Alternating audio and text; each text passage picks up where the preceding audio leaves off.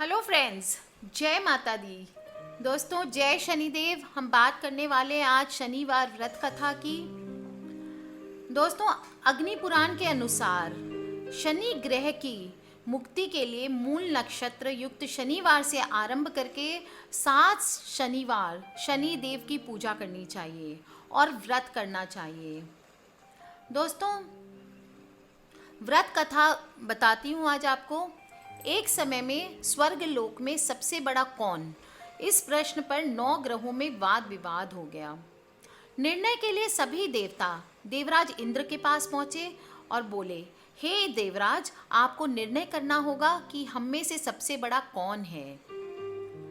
देवताओं का प्रश्न सुनकर इंद्र उलझन में पड़ गए। फिर उन्होंने सभी को पृथ्वी लोक में राजा विक्रमादित्य के पास चलने का सुझाव दिया। सभी ग्रह भूलोक राजा विक्रमादित्य के दरबार में पहुंचे। जब ग्रहों ने अपने प्रश्न राजा विक्रमादित्य से पूछा तो वो कुछ देर के लिए परेशान हो उठे, क्योंकि सभी ग्रह अपनी अपनी शक्तियों के कारण महान थे। किसी को भी छोटा या बड़ा कह देने से उनको क्रोध और प्रकोप से भयंकर हानि पहुंच सकती थी। अचानक राजा विक्रमादित्य को एक उपाय सूझा और उन्होंने विभिन्न धातुओं जैसे सोना, चांदी, कांसा, तांबा, सीसा, रांगा, जस्ता, अभ्रक व लोहे के 9 आसन बनवाए। सबसे आगे सोना और सबसे पीछे लोहे का आसन रखा गया। उन्होंने सभी देवताओं को अपने अपने आसन पर बैठने को कहा। उन्होंने कहा, जो जिसका आसन हो ग्रहण करे। जिसका आसन पहले होगा वो सबसे बड़ा तथा जिसका बाद में होगा वो सबसे छोटा होगा। चूंकि लोहे का आसन सबसे पीछे था, इसलिए शनि देव समझ गए कि राजा ने मुझे सबसे छोटा बना दिया है। इस निर्णय से शनि देव रुष्ट होकर बोले, हे राजन, तुमने मुझे पीछे बैठाकर मेरा अपमान किया है। तुम मेरी शक्तियों से परिचित नहीं हो। सूर्य एक राशि पर 1 महीने, चंद्रमा 2 महीने 2 दिन, मंगल 1.5 महीने, बुध और शुक्र 1 महीने, बृहस्पति 13 महीने रहता है। लेकिन मैं किसी की राशि पर अगर आ जाऊं तो 2.5 वर्ष से लेकर 7.5 वर्ष तक रहता हूँ। बड़े बड़े देवताओं को मैंने अपने क्रोध से पीड़ित किया है। अब तू भी मेरे प्रकोप से सावधान रहना। इस पर राजा विक्रमादित्य बोले, जो कुछ भाग्य में होगा देखा जाएगा। इसके बाद अन्य ग्रहों के देवता तो प्रसन्नता के साथ चले गए, परंतु शनि देव बड़े क्रोध के साथ वहां से विदा हुए। कुछ समय बाद जब राजा विक्रमादित्य पर 7.5 की दशा आई तो शनि देव ने घोड़े के व्यापारी का रूप धारण किया और बहुत से घोड़ों के साथ विक्रमादित्य की नगर पहुंचे। राजा विक्रमादित्य उन घोड़ों को देखकर एक अच्छे से घोड़े को अपनी सवारी के लिए चुनकर उस पर चढ़ गए। राजा जैसे ही उस घोड़े पर सवार हुए, वह बिजली की गति से दौड़ पड़ा। तेजी से दौड़ता हुआ घोड़ा राजा को दूर एक जंगल में ले गया और वहां पर राजा को गिराकर गायब हो गया।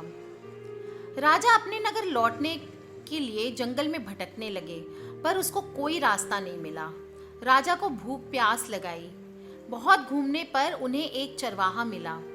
राजा ने उससे पानी मांगा। पानी पीकर राजा ने उस चरवाहे को अपनी अंगूठी दे दी और रास्ता पूछकर उससे जंगल से निकलकर पास के नगर में चला गया। नगर पहुंचकर राजा एक सेठ की दुकान पर बैठ गया। राजा के कुछ देर दुकान पर बैठने से सेठ की बहुत बिक्री हुई। सेठ ने राजा को भाग्यवान समझा और उसे अपने घर भोजन पर ले गया। सेठ के घर में सोने का एक हार खूंटी पर लटका हुआ था। राजा को उस कमरे में छोड़कर सेठ कुछ देर के लिए बाहर चला गया। तभी एक आश्चर्यजनक घटना घटी। राजा को देखते देखते खूंटी सोने के उस हार को निगल गई। सेठ ने जब हार गायब देखा तो उसने चोरी का संदेह राजा पर किया और अपने नौकरों से कहा कि इस परदेसी को रस्सियों से बांधकर नगर के राजा के पास ले चलो। राजा ने विक्रमादित्य से हार के बारे में पूछा तो उन्होंने बताया कि खूंटी ने हार को निगल लिया। इस पर राजा क्रोधित हुए और उन्होंने चोरी करने के अपराध में विक्रमादित्य के हाथ पांव काटने का संदेश दे दिया। सैनिकों ने राजा विक्रमादित्य के हाथ पांव काट कर उन्हें सड़क पर छोड़ दिया। कुछ दिन बाद एक तेली उन्हें उठाकर अपने घर ले गया और उसे कोल्हू पर बैठा दिया। राजा आवाज देकर बैलों को हाँकता रहा।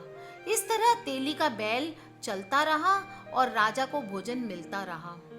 शनि के प्रकोप की 7.5 पूरी होने पर वर्षा ऋतु प्रारंभ हुई। एक रात विक्रमादित्य मेघ मल्हार गा रहा था।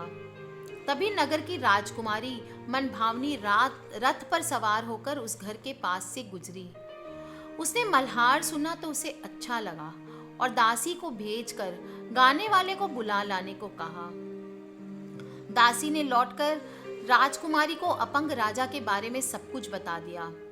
राजकुमारी उसके मेघ मल्हार से बहुत मोहित हुई और सब कुछ जानते हुए भी उसने अपंग राजा से विवाह करने का निश्चय किया। राजकुमारी ने अपने माता पिता से जब ये बात कही तो वो हैरान हो गए। उन्होंने उसे बहुत समझाया पर राजकुमारी ने अपनी जिद नहीं छोड़ी और प्राण त्याग देने का निश्चय कर लिया। आखिरकार राजा रानी को विवश होकर अपंग विक्रमादित्य से राजकुमारी से का विवाह करना पड़ा। विवाह के बाद राजा विक्रमादित्य और राजकुमार तेली के घर में रहने लगे। उसी रात स्वप्न में शनिदेव ने राजा से कहा, राजा, तुमने मेरा प्रकोप देख लिया। मैंने तुम्हें अपने अपमान का दंड दिया है। राजा ने शनिदेव से क्षमा करने को कहा और प्रार्थना की, हे शनिदेव, आपने जितने दुख मुझे दिए हैं अन्य किसी को ना देना। शनिदेव ने कहा, राजन, मैं तुम्हारी प्रार्थना स्वीकार करता हूँ। जो कोई स्त्री पुरुष मेरी पूजा करेगा, कथा सुनेगा, जो नित्य ही मेरा ध्यान करेगा, चींटियों को आटा खिलाएगा, वह सभी प्रकार के कष्टों से मुक्त होता रहेगा तथा उसके सब मनोरथ पूर्ण होंगे। यह कहकर शनिदेव अंतर ध्यान हो गए। प्रातःकाल जब राजा विक्रमादित्य की नींद खुली तो उसने अपने हाथ पांव देखकर राजा को बहुत खुशी हुई। उन्होंने मन ही मन शनिदेव को प्रणाम किया। राजकुमारी भी राजा के हाथ पांव सलामत देखकर आश्चर्य में डूब गई। तब राजा विक्रमादित्य ने अपना परिचय देते हुए अपनी स्त्री को शनिदेव के प्रकोप की सारी कहानी सुनाई। इधर सेठ को जब इस बात का पता चला तो दौड़ता हुआ आया और राजा विक्रमादित्य के चरणों में गिरकर क्षमा मांगने लगा। राजा विक्रमादित्य ने उसे क्षमा कर दिया क्योंकि वह जानते थे कि यह सब तो शनिदेव के प्रकोप के कारण हुआ है। सेठ राजा विक्रमादित्य को पुनः अपने घर ले गया और उसे भोजन कराया। भोजन करते समय वहां एक आश्चर्यजनक घटना घटी। सबके देखते देखते उस खूंटी ने हार उगल दिया। सेठ ने अपनी बेटी का विवाह भी राजा के साथ कर दिया और बहुत से स्वर्ण आभूषण, धन आदि देकर राजा विक्रमादित्य को विदा किया। राजा विक्रमादित्य राजकुमारी मनभावनी और सेठ की बेटी के साथ अपने नगर वापस पहुंचे तो नगरवासियों ने बहुत ही हर्ष के साथ उनका आदर सत्कार और स्वागत किया। अगले दिन राजा विक्रमादित्य ने पूरे राज्य में घोषणा कराई कि शनिदेव सब ग्रहों में सर्वश्रेष्ठ है। प्रत्येक स्त्री पुरुष शनिवार को उनका व्रत करे और व्रत कथा अवश्य सुने। राजा विक्रमादित्य की घोषणा से शनिदेव बहुत प्रसन्न हुए।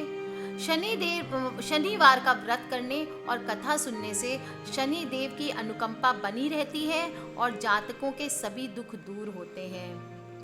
तो दोस्तों, आज हमने शनिदेव की कथा का श्रवण किया। दोस्तों, हर शनिवार को शनिदेव को तेल, काला तिल, काले वस्त्र, काला धागा आदि चढ़ाकर उनकी पूजा करनी चाहिए, उनके दर्शन करने चाहिए। दोस्तों, बड़े से बड़े साढ़े साती और दैया हल्के पड़ जाते हैं अगर हम शनि देव का पूजन और अच्छे से व्रत करते हैं तो दोस्तों, कर लीजिए उपवास, सुन लीजिए कथा। और आज के लिए बस इतना ही। दोस्तों, सभी से, अपने परिवार वालों से, अपने फ्रेंड सर्कल में प्लीज़ शेयर करते रहें, चाहे वो व्हाट्सएप हो या फेसबुक हो, ताकि सभी कोई इस कथा का श्रवण कर सके एवं पुण्य प्राप्त कर सके।